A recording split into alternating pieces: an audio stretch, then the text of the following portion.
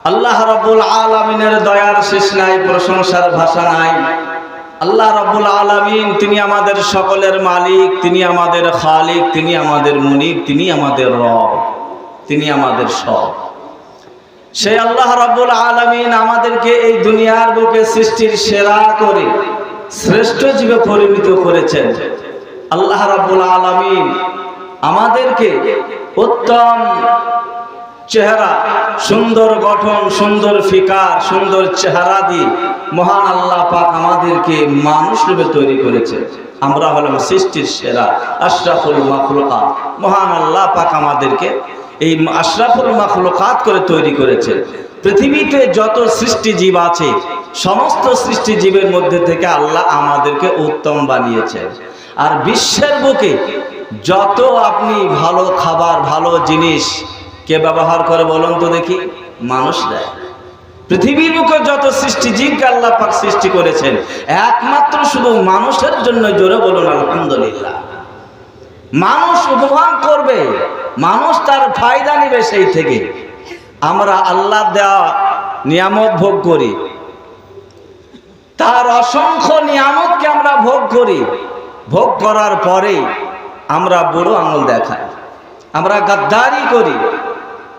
কিন্তু জেনে রাখবেন বন্ধু, হায়াতের মালিক আল্লাহ, মরণের মালিক আল্লাহ। না জানি কোন মুহূর্তে কোন সময়ে ডাক এসে যায়।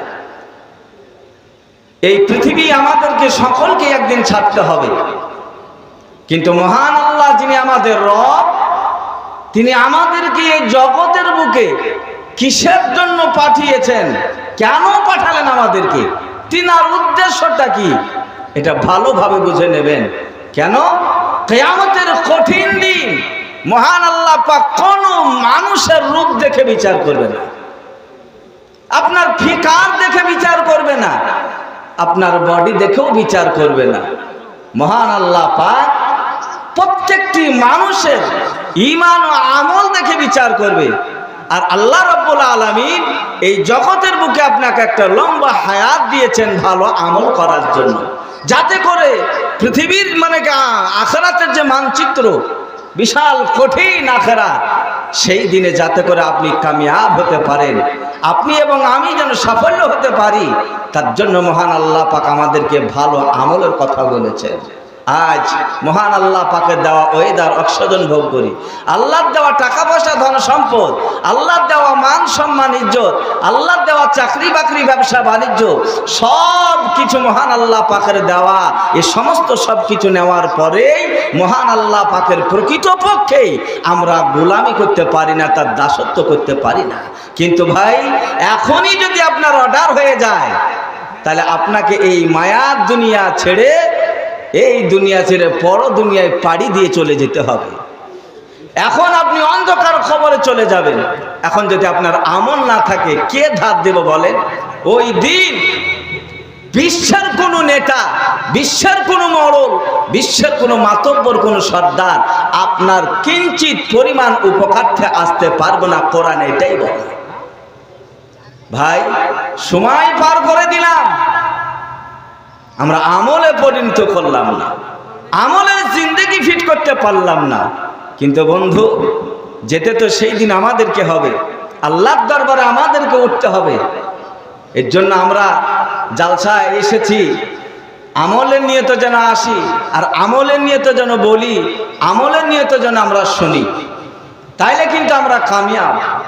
মহান আল্লাহ পাকের সব কিছু নিয়ে আজকে যদি তার আমরা প্রকৃতপক্ষে ইবাদত যদি না করি, তাহলে গাদ্দারি করা হবে। তাই কিনা? জোরে বলে, গাদ্দারি করা হবে। মহান আল্লাহ পাক আমাদেরকে তার দাসত্ব করার জন্যই বিশ্বের বুকে আমাদেরকে পাঠিয়েছে। আমরা যেন আমলদার হয়ে যাই। মহান আল্লাহ পাক আমাদেরকে বলেছেন, আজ আমরা আল্লাহর দেওয়া জমিন, আল্লাহর দেওয়া টাকা পয়সা নিয়ে মানুষ বেঘোর ভাবে বেড়ে বেড়ায়, গা ফুলিয়ে বেড়ে বেড়ায়, শয়তানের প্রচলনায় পড়ে আখিরাতের মানচিত্র তার দিমাগ থেকে উড়ে যায়। বন্ধুগণ, আল্লাহ রাব্বুল আলামিন বান্দাদেরকে প্রত্যক্ষ করছেন যে কোন বান্দা, আমার বান্দি আমাকে ডাকতে পারে, আমার গোলামি করতে পারে। সেই দিন আল্লাহ রাব্বুল আলামিনের কাছে কে নামি দামি হবে গো?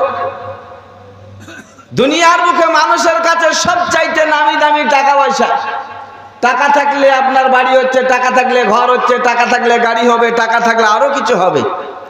এটাই আমাদের মনে হচ্ছে যে বাস্তবে এটাই হচ্ছে আমাদের কাছে মেন জিনিস হয়ে গেছে, নামি দামি টাকা। তো দুনিয়ার ব্যাপারে যদি আপনার এবং আমার কাছে সবচাইতে নামি দামি টাকা পয়সা হয়, তাহলে বলেন যে মহান আল্লাহ পাক আপনাকে টাকা পয়সা দিয়েছেন, ধন সম্পদ দিয়েছেন, আল্লাহ পাক আমাকে সুন্দর চেহারা দিয়েছেন, গঠন দিয়েছেন, সুস্থতা দিয়েছেন, বিবি বাল বাচ্চা সন্তান আদি আমাকে চাকরি বাকরি ব্যবসা বাণিজ্য দান করেছেন। সেই রবের দিকে যখন আমরা ফিরে যাব, তাহলে আমরা কি একটু জানবো না যে মহান রব্বুল আলামিনের কাছে দুনিয়ার সবচাইতে নামি এবং দামি সেটা কি? এখন যদি আপনি মনে করেন যে আমার মরণ হচ্ছে অনিবার্য, পৃথিবী থেকে আমাকে বিদায় নিতে হবে, কিন্তু মরণের পরে আমি শান্তি চাই, মরণের পরে আমার রবের কাছে আমি কামিয়াবি হতে চাই। ও নবীজির উম্মতের দল, আল্লাহর নবী বলেন উম্মতের দল শুনে রেখে দাও, এই আমার উম্মতের দল, মহান রব্বুল আলামিনের কাছে দুনিয়ার সবচাইতে নামি এবং দামি আমার আল্লাহ রাব্বুল আলামিনের প্রদত্ত ধর্ম দিন। মহান আল্লাহ পাকের কাছে দুনিয়ার সবচাইতে নামি দামি কি? আল্লাহ পাকের প্রদত্ত ধর্ম দিন।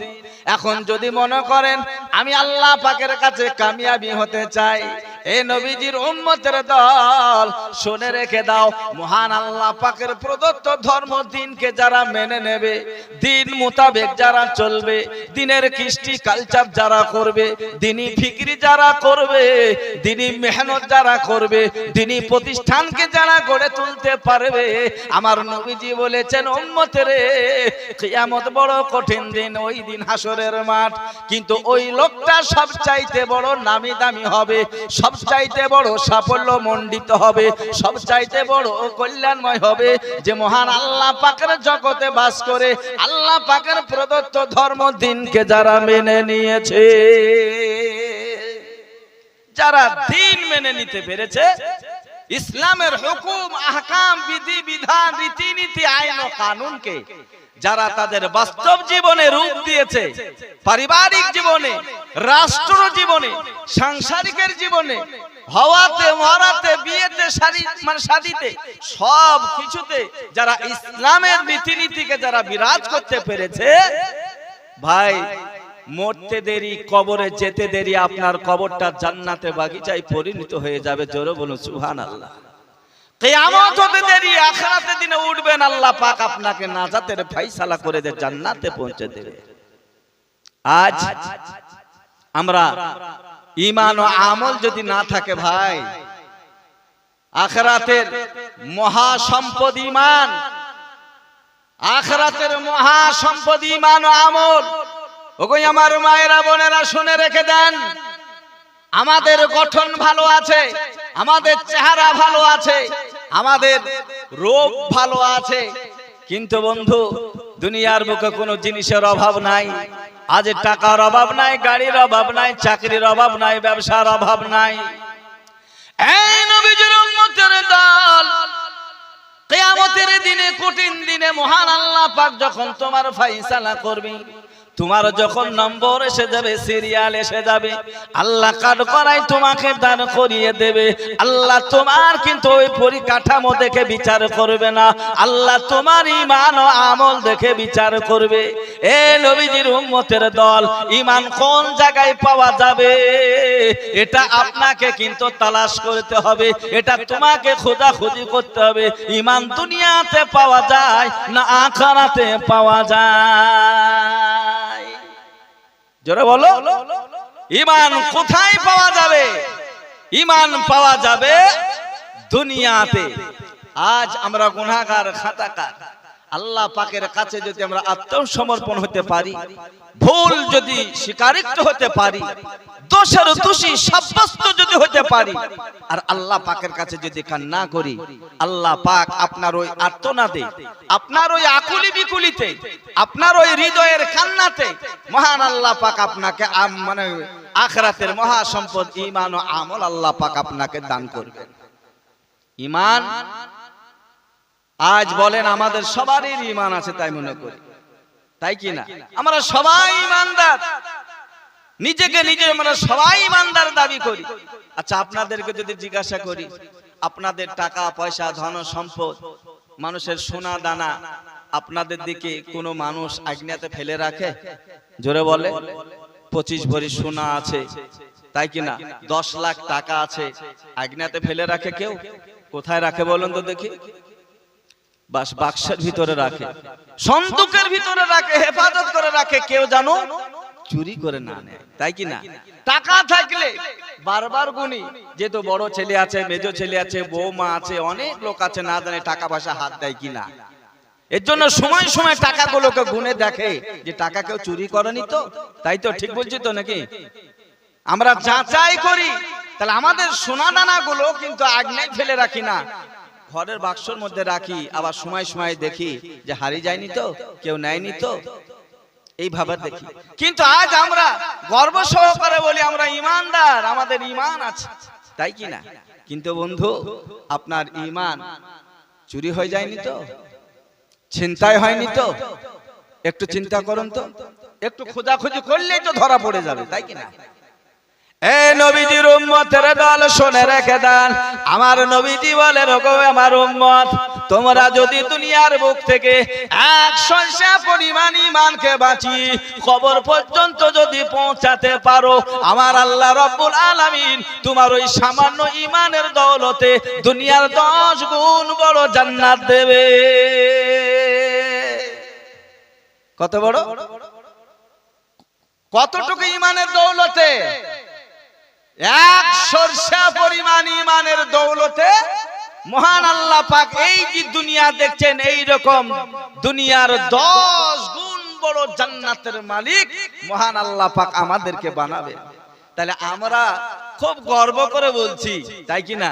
আমরা গর্ব করে বলছি 100 পরিমাণ ঈমানের কথা বলেছে, আমাদের কাঁঠালের মতন ঈমান আছে, আমাদের বেলের মতন ঈমান, তালের মতন ঈমান আছে।